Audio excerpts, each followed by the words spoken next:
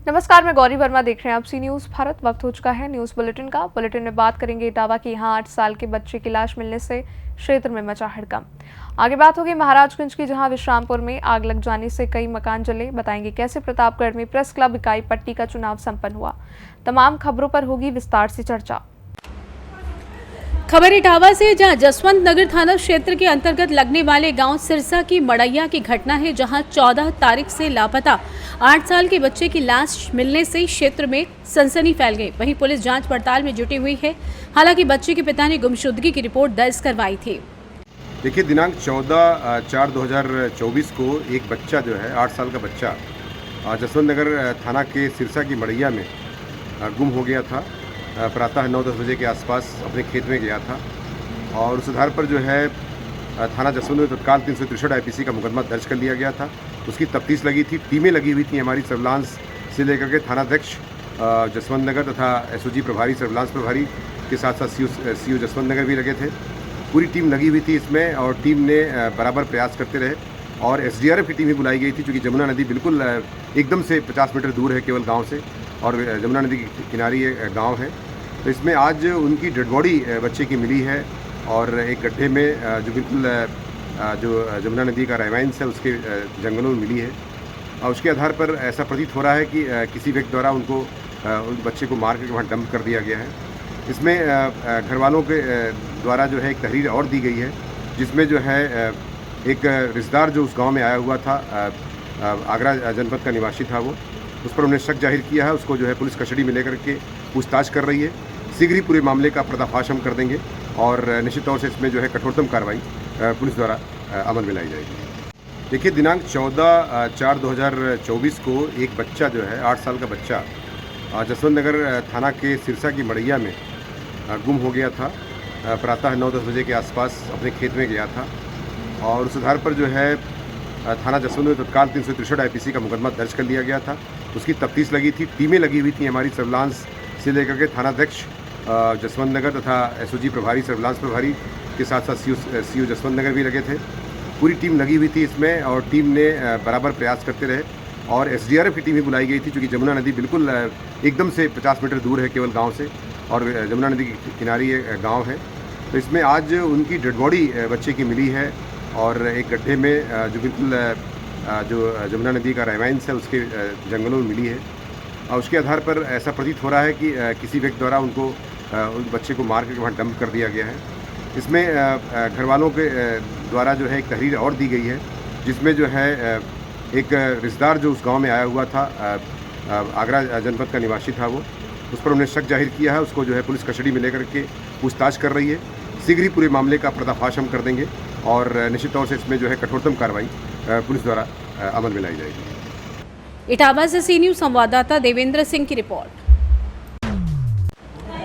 खबर कौशाम्बी से, जहां यूपी बोर्ड परीक्षा हाई स्कूल व इंटर का शनिवार को रिजल्ट घोषित हो गया है। यूपी बोर्ड 2024 इंटर की परीक्षा में एक बार फिर से लड़कियों का दबदबा बरकरार है।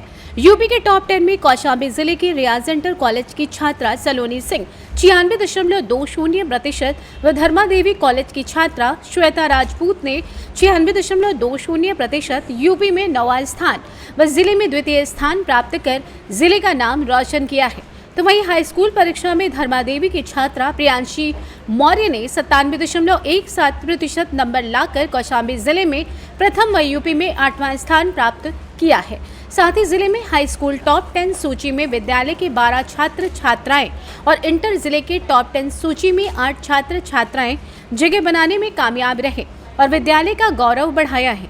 वहीं हुबलाल इंटर कॉलेज भरवानी की छात्रा अंशिका ने 95% अंक लाकर जिले की टॉप 10 लिस्ट में शामिल हुई। आइए जानते हैं इस विषय में छात्रा सलोनी सिंह का क्या कुछ कहना है। सलोनी, आप यूपी में आप टॉप 10 में आपने जगह बना ली है, तो इसका श्रेय किसको देती हैं?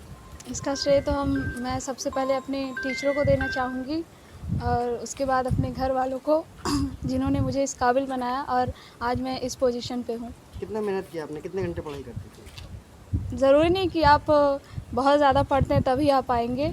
कहते नहीं कि हार्ड वर्क से ज़्यादा स्मार्ट वर्क करना चाहिए। तो एक सही समय पर और सही चीज़ को लेकर मैंने पढ़ाई की है। तो आप स्कूल के अलावा भी कहीं कोचिंग वगैरह कर रहे हैं? हाँ, एक दो जगह पे मैंने मतलब फॉर हेल्प मैंने किया है कोचिंग, और वो टीचर्स लोग भी बहुत हेल्पफुल रहे हैं। बाकी ज़्यादा श्रेय तो मैं अपने स्कूल वालों को देना चाहूँगी, क्योंकि सारी तैयारी और सब कुछ मेरे स्कूल वालों ने ही करवाया है। आगे क्या किस फील्ड में जाना चाह रहे हैं, क्या अप्लाई करना चाहेंगे? आगे मुझे वैसे तो मुझे वो फ्लाइंग ऑफिसर बनना है, तो उसके लिए जो भी फील्ड है तो वहीं पे मैं उसी में जाना चाहूँगी। अपने जूनियर्स को कोई टिप देना चाहेंगे? बस यही कहूँगी कि अच्छे से पढ़ें, ज़्यादा टेंशन ना लें और मन लगा के पढ़ें। कितना भी पढ़ें लेकिन लगातार पढ़ते रहें तो एक दिन ज़रूर वो सक्सेस हो जाएंगे। कौशाम्बी से सी न्यूज़ संवाददाता इम्तियाज अहमद की रिपोर्ट। खबर महाराजगंज के कोलोही थाना क्षेत्र से है, जहां ग्राम सभा विश्रामपुर में आग लग जाने से कई मकान जल गए थे और कई मवेशी जलकर मर गए थे। आज इंडिया गठबंधन के लोकसभा प्रत्याशी एवं विधायक फरेंदा वीरेंद्र चौधरी विश्रामपुर में पहुंचकर जले हुए मकानों का और मरे हुए मवेशियों का मुआयना किया और हर संभव मदद के लिए लोगों को आश्वासन दिया। वहीं मौके पर कांग्रेस पार्टी के वरिष्ठ नेता इंसाफ अली, ग्राम सभा बहादुरी बाजार के प्रधान प्रतिनिधि शम्स सुजोहा खान, ग्राम सभा गोपालपुर के पूर्व प्रधान शम्स तबरेज खान, इरफान अंसारी आदि लोग मौजूद थे। चल रहा है और मैं गठबंधन का उम्मीदवार हूँ। तमाम बाध्यताएं हैं जो मैं अपनी तरफ से कुछ नहीं कर पा रहा हूँ। अगर बाध्यताएं ना होती तो मुझे आज के जो हालात हैं, जिस तरह का मंजर यहाँ पे देख के मेरा दिल द्रवित हो जा रहा है।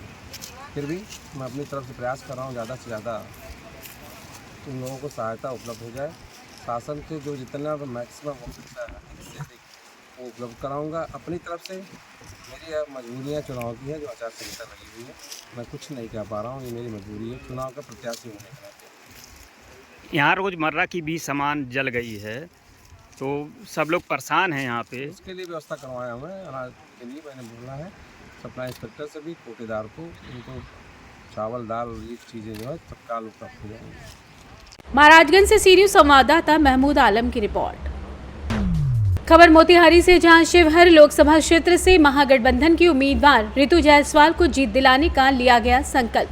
पूर्वी चंपारण जिले के घोड़ासहन के अंबिका पैलेस रोड में अवस्थित अंबेडकर सभागार में महागठबंधन के कार्यकर्ताओं की प्रखंड स्तरीय समीक्षा बैठक आयोजित की गई, जिसकी अध्यक्षता राजद के प्रखंड अध्यक्ष महंत विनोद कुमार दास ने की, जबकि संचालन सेवानिवृत्त प्रधानाध्यापक ब्रिजमोहन ठाकुर ने किया। कार्यकर्ताओं को संबोधित करते हुए पूर्व विधायक फैसल रहमान ने कहा कि राजद, कांग्रेस व भाकपा माले के कार्यकर्ता केंद्र की मोदी सरकार को उखाड़ फेंकने के लिए कृत संकल्पित हैं। उन्होंने स्पष्ट रूप से कहा कि कार्यकर्ताओं को हर हाल में आम आवाम के बीच जाकर हक और हकूक की लड़ाई के लिए लोगों को जागरूक करने की जरूरत है। बैठक को संबोधित करते हुए राजद नेता डॉक्टर राजन जायसवाल, कांग्रेस के प्रखंड अध्यक्ष विंदेश्वर सिंह, रोहित यादव सहित सैकड़ों कार्यकर्ता उपस्थित रहे। यही कहेंगे, कोई काम करवाने जाएगा तो शायद वो यही कहेंगे कि भाई हम तो तुमसे वोट मांगने गए नहीं थे, तुम तो मोदी के नाम पर या अमित शाह के नाम पर वोट दिए, तो अपना काम कराने के लिए तुम मोदी के पास या अमित शाह के पास जाओ। यही ना सुनना पड़ेगा जनता से। मैडम एक सवाल, अगर शिवहर की जनता अगर आपको मौका देती है, आपको अगर लोकसभा में अगर जीत दिलाती है, तो विशेष रूप से आप महिलाओं के लिए क्या करें? मैं महिलाओं के लिए निश्चित तौर पर चाहूंगी कि वो आर्थिक रूप से मजबूती में हो महिलाएं, वो पहली प्राथमिकता होगी। अब मेरी पहली प्राथमिकता महिलाओं को आर्थिक रूप से मजबूती हो, उसके लिए ऐसे गृह लोन, लघु उद्योग, इस तरह की चीज़ें खोली जाए, उन्हें वो लोन की राशि मुहैया कराई जाए, जिसमें वो कंफर्टेबल होकर के अपना छोटा मोटा व्यापार ही सही, कम ही पैसे सही, लेकिन ये देश उस दिन बदलेगा ना जब महिलाओं को अपने पति के सामने पैसे के लिए हाथ नहीं फैलाना पड़ेगा। जबकि अगर पति को 4-5 दिन काम ना मिले तो पत्नी ये कहे कि चिंता मत करो, अगर आपके पास पैसा नहीं है तो हम कमाए हैं ना, हमारे पास पैसा है, इससे घर हमारा 4-5 दिन 10 दिन चल जाएगा। जब ये चीज़ जिस दिन आएगा ना बिहार में कि महिलाएं आर्थिक रूप से सशक्त होंगी, उस दिन आर्थिक आज़ादी होगी और उस दिन महिलाएं सशक्त मानी। मोतिहारी से सी न्यूज़ संवाददाता राहुल कुमार की रिपोर्ट। खबर प्रतापगढ़ से, जहां जनपद प्रेस क्लब की तहसील इकाई पट्टी का चुनाव सकुशल संपन्न हुआ। चुनाव में 7 पदों पर नामांकन पत्र खरीदे गए थे, जिसमें सभी 7 पदों पर निर्विरोध चुनाव संपन्न हुआ। अध्यक्ष पद पर शिवाकांत पांडे, उपाध्यक्ष अंकित पांडे, वरिष्ठ उपाध्यक्ष आकाश तिवारी, महामंत्री मानवेंद्र सिंह, कोषाध्यक्ष विजय पाठक, संगठन मंत्री अंकित पाठक व प्रकाशन मंत्री पद पर आनंद पांडे को निर्विरोध निर्वाचित किया गया। इस दौरान तहसील इकाई पट्टी के संरक्षक निर्मल श्रीवास्तव व विनोद सिंह द्वारा सभी को माला पहनाकर शुभकामनाएं दी गई। कार्यक्रम में विक्रम सिंह, विकास तिवारी, आलोक तिवारी, अनुराग सिंह, लोकपति त्रिपाठी, संतोष पटेल समेत तमाम लोग मौजूद रहे। वितरण हुआ था, खरीदारी की गई थी और आज जांचोपरांत 7 पद थे। 7 पद पर एक ही पर्चा वितरित लोगों के द्वारा, सदस्यों के द्वारा लिया गया। तो 7 पर्चे और 7 पद होने के नाते आज 7 लोगों को निर्विरोध निर्वाचित किया जाता है। जिला अध्यक्ष द्वारा यह हमको यानी निर्मल कुमार श्रीवास्तव को और विनोद सिंह जी को जिम्मेदारी दी गई है कि हम लोग इन लोगों की नवनिर्वाचित होने की जानकारी देते हुए और इन लोगों का माल्यार्पण कर इन सबको पद भार से इनको मुक्त नहीं किया जाए भाई, इन सबको सम्मिलित किया जाए। प्रतापगढ़ से सी न्यूज़ संवाददाता रोहित जायसवाल की रिपोर्ट।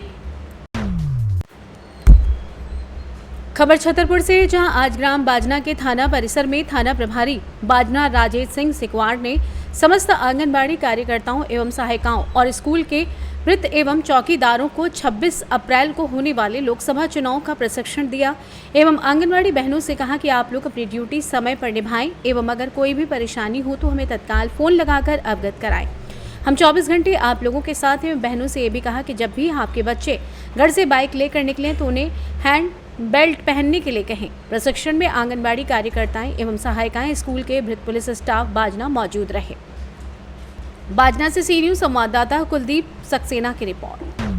खबर हापुड़ से, जहां लोकसभा क्षेत्र की हापुड़ विधानसभा में आज बहुजन समाज पार्टी के प्रत्याशी ने सैकड़ों की संख्या में ट्रैक्टर व गाड़ियों की रैली निकाली। बसपा प्रत्याशी की रैली जैसे ही शहर में पहुंची, रैली के कारण सड़कों पर जाम की स्थिति हो गई, जिसके लिए ट्रैफिक पुलिस पहले से ही मुस्तैद दिखाई दी। बसपा प्रत्याशी ने रैली के दौरान रास्ते में पड़ने वाले महापुरुषों चौधरी चरण सिंह व बाबा साहेब भीमराव अम्बेडकर की प्रतिमा पर माल्यार्पण भी किया। तो वहीं बसपा प्रत्याशी द्वारा हापुड़ शहर में रैली निकालने का मुख्य उद्देश्य ये लोग मान रहे हैं कि हापुड़ शहर दलित बहुल क्षेत्र है और प्रत्याशी त्यागी बिरादरी होने के नाते कहीं बसपा का वोट बैंक उसे ना छिटक जाए। बसपा प्रत्याशी काफी जोरों शोरों से चुनावी प्रचार प्रसार कर रहे हैं। इस चुनाव में त्यागी बिरादरी भी इनका समर्थन कर रही है, लेकिन होने वाले चुनाव में उन्हें इसका कितना लाभ मिलेगा ये तो आने वाला वक्त ही बता सकेगा।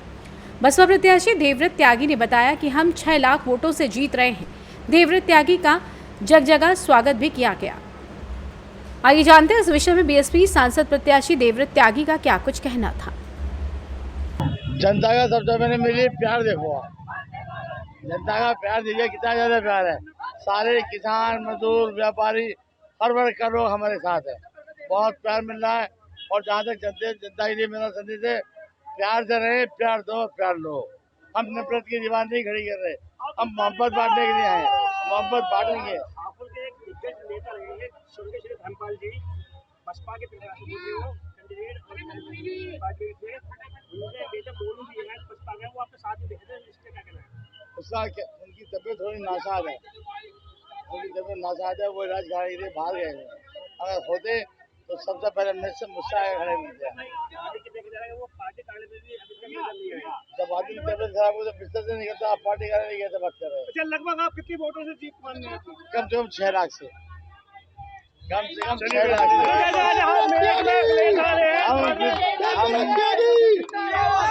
हम जितनी विपक्षी पार्टी है सबकी जमानत जब्त कर रहे हैं। ये रोड शो आपको बता देगा इस बात को। इस चीज से कोई फर्क पड़ेगा? हिंदू, मुस्लिम, सिख, ईसाई जाके देख लो, वहाँ भीड़ नहीं है, सब यही है। चलो हाँ बताइए। जैसे आज जब मेरठ में अखिलेश आ रहे हैं जनसभा करने के लिए, ऐसा कोई फोटो फर्क पड़ेगा आपकी? जितने अखिलेश की रैली में आदमी आए ना, उस आज रैली हो रही है उनकी, इससे आया तो हमारी भीड़ खड़ी हुई है। हापुड़ से सी न्यूज़ संवाददाता सुनील कुमार की रिपोर्ट। राजस्थान के कोटा में गृह मंत्री अमित शाह की विशाल जनसभा। उन्होंने कहा कि मैं आज उस नगरी में आया हूं जिसे पूरे देश में शिक्षा की नगरी के रूप में जाना जाता है। ढेर सारे विद्यार्थी अपना जीवन और करियर बनाने के लिए यहां आते हैं। मुझे आज भी याद है जब कोरोना काल था, हम यहाँ पढ़ रहे सभी बच्चों के माता पिता को चिंता हुई कि हमारे बच्चों का क्या होगा, लेकिन कोटा वालों ने सांसद ऐसा चुना था जिसने लॉकडाउन होने के बावजूद स्पेशल ट्रेनें लगाकर बच्चों को उनके घर भेजने का कार्य किया था। प्रभारी कोटा संभाग सुनीताबेन व्यास, भवानी सिंह राजावत, बाबूलाल वर्मा और आज इस सभा में आए हुए प्यारे भाइयों, बहनों, माताओं और मेरे जिगर के टुकड़े जैसे युवा मित्रों, आप सभी को नमस्कार। सबसे पहले पपलाज माता, फालूदी मां, गोपरनाथ महादेव, गराड़िया महादेव और भगवान परशुराम को प्रणाम कर कर मेरी बात की शुरुआत करना चाहता हूं। भाई और बहनों, मैं आज उस नगरी में आया हूं जिस नगरी का गौरव पूरे देश के अंदर शिक्षा की नगरी के रूप में जाना जाता है। जयपुर से सी न्यूज़ संवाददाता भगवान दास की रिपोर्ट। पलामू जिले के पांकी प्रखंड के आसेहार पंचायत के मुखिया देवसागर राम अपने समर्थकों के साथ शुक्रवार को बीजेपी में शामिल हुए। भाजपा के प्रदेश उपाध्यक्ष एवं चतरा भाजपा प्रत्याशी कालीचरण सिंह, पलामू जिला अध्यक्ष अमित तिवारी ने बीजेपी का पट्टा पहनाकर मुखिया देवसागर राम व पंचायत समिति सदस्य बलकेश्वर राम को बीजेपी में शामिल कराया।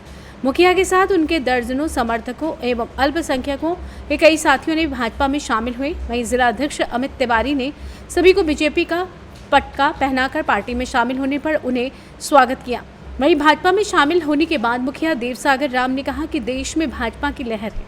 प्रधानमंत्री नरेंद्र मोदी के नेतृत्व में देश का तेजी से विकास हो रहा है। जिस तरह बीजेपी का ग्राफ बढ़ा है, उसे देखते हुए बीजेपी में शामिल हुए मुखिया देवसागर राम ने भाजपा उम्मीदवार कालीचरण सिंह को अपना समर्थन देने का ऐलान किया। मौके पर आसेहर पंचायत अध्यक्ष अमित कुमार शर्मा, भाजपा कैलाश विश्वकर्मा, मनोहर कुमार, कलाम अंसारी, मस्जिद आलम पंचायत समेत कई लोग मौजूद थे। अभिनंदन करूंगा, मैं अभिनंदन करूंगा।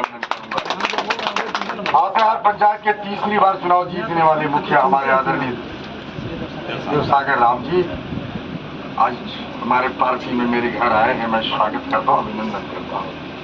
बलकेश्वर राम जी पंचायत समिति के सदस्य, मैं उनका भी अभिनंदन करता हूँ। मैं आदरणीय हसीमुद्दीन जी, आदरणीय तजीमुद्दीन जी, अहमद अकरम अंसारी जी, सबुल हुसैन जी और सभी उनके साथ आए सभी आदरणीय बंधुओं को मैं हार्दिक अभिनंदन, स्वागत, वंदन जाने का मैं करता हूँ। इस कार्यक्रम को संचालित कर रहे प्रखंड के महामंत्री आदरणीय श्याम नंदन ओझा जी, महामंत्री सत्यनारायण यादव जी, मंडल के अध्यक्ष शत्रुघ्न सिंह जी, हमारे जिले के अध्यक्ष जिनके नेतृत्व हम चुनाव लड़ रहे हैं आदरणीय अमित कुमार। पलामू से सी न्यूज़ संवाददाता अमित शर्मा की रिपोर्ट। खबर रांची से, जहां पूर्व मुख्यमंत्री हेमंत सोरेन की गिरफ्तारी के खिलाफ प्रभात तारा मैदान में 21 अप्रैल यानी कल होने वाली उल गुलान न्याय महारैली को लेकर तैयारियां जोरों पर हैं। इसमें इंडी गठबंधन के घटक दलों के साथ साथ विभिन्न आदिवासी संगठन भी अपने स्तर से तैयारी में जुटे हुए हैं। झामुमो द्वारा आयोजित इस महारैली में शामिल होने का न्योता इंडी गठबंधन के सभी नेताओं को दिया गया है। रैली में कांग्रेस अध्यक्ष मल्लिकार्जुन खड़गे, राहुल गांधी, नेशनल कॉन्फ्रेंस के डॉक्टर फारूक अब्दुल्ला, सपा के अखिलेश यादव, दिल्ली के सीएम की पत्नी सुनीता केजरीवाल, आप सांसद संजय सिंह और पंजाब के मुख्यमंत्री भगवंत मान, राजद सुप्रीमो लालू प्रसाद और उनके पुत्र तेजस्वी यादव सहित राष्ट्रीय स्तर के 14 नेताओं का जुटान होगा। महारैली में बंगाल की मुख्यमंत्री ममता बनर्जी की जगह उनके प्रतिनिधि के तौर पर राज्यसभा सांसद डेरेक ओब्रायन आएंगे। महारैली को सफल बनाने के लिए इंडी गठबंधन ने समन्वय स्थापित करने के लिए राज्य स्तरीय और जिला स्तरीय तैयारी और व्यवस्था समिति का गठन किया है। महारैली में लगभग 5 लाख लोगों को जुटाने का दावा किया जा रहा है। प्रभात तारा मैदान में मुख्य पंडाल आकर पा चुका है। उसकी लंबाई 40 मीटर और चौड़ाई 20 मीटर की है, जबकि 2 सहायक मंच महारैली में शामिल होने वाली जनता और पार्टियों के कार्यकर्ताओं को भीषण गर्मी में भी थोड़ी राहत मिल सके, इसके लिए 2 अन्य पंडाल बनाए गए हैं। पंडाल के अंदर और बाहर 20 से ज्यादा एलईडी स्क्रीन लगाई जा रही है। महारैली को लेकर मुख्यमंत्री चंपई सोरेन ने भी कमर कस ली है। कल्पना सोरेन भी सक्रिय हैं। रांची से सी न्यूज़ संवाददाता राजीव सिंह की रिपोर्ट। फिलहाल के लिए बुलेटिन में बस इतना ही। देश और दुनिया की बड़ी खबरों के लिए देखते रहिए सी न्यूज़ भारत।